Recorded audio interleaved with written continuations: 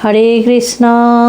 জয় নিতাই, জয় গৌর। সকলে ভালো আছেন? ভালো তো থাকারই কথা, খুব ভালো থাকবেন। কারণ হোলি তো চলে এলো, আর কটা দিনের অপেক্ষা, বছরে একবার করে। তো মায়েরা আমাকে জিজ্ঞেস করেছো, কমেন্ট করেছো যে মা, চন্দ্রগ্রহণটা কখন লাগবে, কখন শেষ হবে? আমি যদিও বা ভিডিওতে বলেছি, তো আরও কিছু দরকারি কথা চন্দ্রগ্রহণের বিষয় নিয়ে, যার জন্য আমি বলছি। আর একবারও আমি বলে দেব সময়টা কখন থেকে কখন। সময়টা আরম্ভ হবে 3:20 থেকে। ভালো করে শোনো মায়েরা, 3:20 গ্রহণ আরম্ভ হবে, আর 6:48 মধ্যে সমাপ্ত হয়ে যাবে। 3:20 থেকে 6:48 পর্যন্ত, মানে 1 ঘন্টাতে এখানে 1 মিনিট 2 মিনিট কম। এইটা হচ্ছে সম্পূর্ণ গ্রহণটা পালা, একদম শুরু থেকে শেষ পর্যন্ত। আর মোক্ষ যারা পুরো লেগে গেছে, অনেকক্ষণ লেগে গেছে এবং সমাপ্ত ঠিকঠাক হবার কিছুক্ষণ আগে পালন করবে, তাদের এখানে বলা হয়েছে 4:38 থেকে 5:30 পর্যন্ত। 2 নিয়মেই পালন করা হবে, কিন্তু সম্পূর্ণ পালন হচ্ছে 3:20 থেকে 6:48 পর্যন্ত। গ্রহণ এখানে যেহেতু সন্ধ্যার পরেই, মানে ছাড়বে, সন্ধ্যা দেওয়ার সময়, মায়েদেরকে খুব দরকারি কথা একটা আমি বলছি।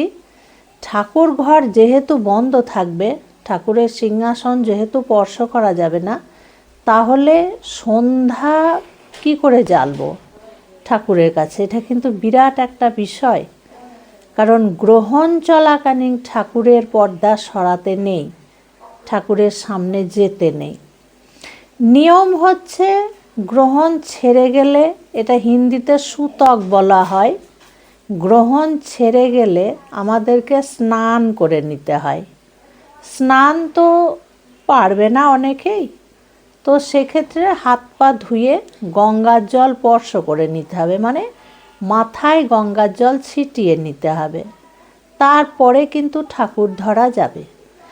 তো সন্ধ্যার সময় যেহেতু 6:48 পর্যন্ত গ্রহণ থাকবে, তারপরে তো সন্ধ্যা পার হয়ে যাবে মা।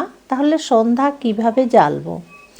তোমরা ধূপকাঠি আর গঙ্গার জল ঠাকুরের সামনে থেকে বার করে নিয়ে তোমাদের হেফাজতে রাখবে। তোমাদের যেখানে সুবিধা হয় তোমরা সেইখানে রেখে দেবে। তো সন্ধ্যার সময় যেমন সন্ধ্যা দেখাও, তেমনি তোমরা দেখাবে। যেমন তুলসী মায়ের কাছে একটু ধূপকাঠি ধরিয়ে দেবে, প্রদীপ ধরিয়ে দেবে। দূর থেকে ঘরের বাইরে থেকে বা দূর থেকে প্রদীপ এবং ধূপকাঠি ধরিয়ে তোমরা অন্য জায়গায় রেখে দেবে। ঠাকুরের সামনে নয়, অন্য জায়গায় রেখে দেবে। এইভাবে কিন্তু তোমরা সন্ধ্যা জ্বালতে পারবে, কোনো বাধা নেই। আর যদি ভাবো যে গ্রহণ ছেড়ে যাওয়ার পরেই আমরা সন্ধ্যা জ্বালবো হাত পা মুখ ধুয়ে, তাতেও হবে, কোনো অপরাধ নেই। তারপরে যখন গ্রহণ ছেড়ে যাবে, তারপরে তোমরা কি করবে? হাত পা মুখ ধুয়ে গঙ্গার জল নিয়ে গোপাল সোনাদেরকে ভোগ নিবেদন করবে। তারপরে তোমরা আরতি করবে, তারপরে তোমরা শয়নে দেবে, এগুলো তোমরা করবে। আর বিকেলে আবির খেলা কিন্তু যাবে না, কারণ 3:20 মধ্যে গ্রহণ লেগে যাচ্ছে। অর্থাৎ সকালেই তোমাদেরকে দুপুর 1-1:30 পর্যন্ত তোমাদেরকে কি করতে হবে? হোলি খেলে নিতে হবে, মানে ভগবানকে হোলি খেলিয়ে নিতে হবে এবং ভোগ নিবেদন করে নিতে হবে। তারপরে দুপুরে শয়নে যাবার মতো গোবিন্দদেরকে তোমরা মনে ভাব নেবে যে শয়নে যাও। আর তোমরা কি করবে? গ্রহণ চলাকালীন কি করবে? গ্রহণ চলাকালীন কিন্তু তোমাদের মন্ত্র জপ করতে হবে। সেটা গুরুর দেয়া মন্ত্র বলো, বা যাদের গুরু দীক্ষা হয়নি হরিনাম মহামন্ত্র বলো, রাম নাম বলো, যাই হোক তোমরা জপ করবে। তো এই সময় যে মায়েরা মালা জপ করছো, যাদের মালা আছে, মালা নিয়েছো, তারা হরিনাম জপ করবে। কারণ গ্রহণ চলাকালীন যদি নাম জপ করা যায়, তার থেকে মূল্যবান জিনিস আর কোথাও তোমরা পাবে না। তোমাদের এতভাবে জমা হবে, পূর্ণ এত অর্জন করতে পারবে তোমরা, ধারণার বাইরে।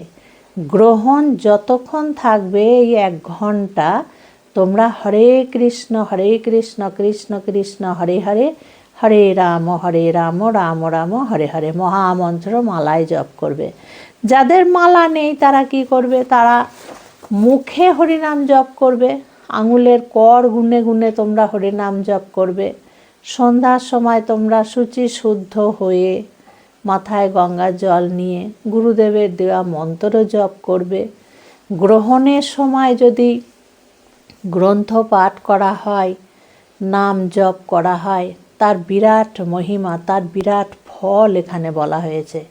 তো এইভাবে তোমরা গ্রহণ পালন করবে। আর একটা কথা আবারও বলছি, গর্ভবতী মায়েরা কিন্তু কখনো এই সময় মল ত্যাগ করবে না। হয়তো মূত্র ধরে রাখতে পারবে না, গর্ভবতী মায়েদের বারবার মূত্র ত্যাগ করতে হয়, তো সেক্ষেত্রে তোমরা করতে পারো, কিন্তু ঘরের ভিতরে, সেটা খোলা আকাশের নিচে নয়।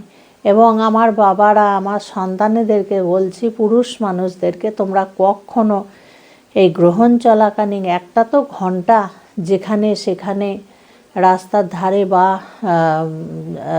গাছের গোড়ায় খোলা আকাশের নিচে কখনো মলমূত্র ত্যাগ করবে না, মূত্র একদম ত্যাগ করবে না। কোনো ছাউনির দিকে বা কোনো আড়ালে তোমরা ত্যাগ করবে। মায়েরাও তাই এই সময় রান্না বান্না করবে না, খাওয়া দাওয়া করবে না, কাউকে খেতে টেতে দেবে না, এগুলো কিন্তু কিচ্ছু করবে না। এমনকি বলা হয়েছে গোমাতাকেও এই সময় গ্রহণ চলাকালীন খেতে দিতে নেই, খড় দিতে নেই। কিন্তু পশু তো, সে হয়তো অতটা হবে না অপরাধ, কিন্তু মানুষদের একটা বিরাট অপরাধ হবে। ওই জন্য সবকে পালন করতে হবে, সবকে ধৈর্য ধরে পালন করতে হবে। যেহেতু এটা আমাদের ভারতবর্ষের দৃশ্য, ভারতের থেকে আমাদের যে কোনো প্রান্ত থেকে এই গ্রহণ কিন্তু দেখা যাবে। বোঝা গেল? খুব ভালো থাকবে, সুস্থ থাকবে, প্রত্যেকটা ভিডিও দেখতে থাকবে। আজকে আসছি। হরে কৃষ্ণ, জয় নিতাই, জয় গৌর।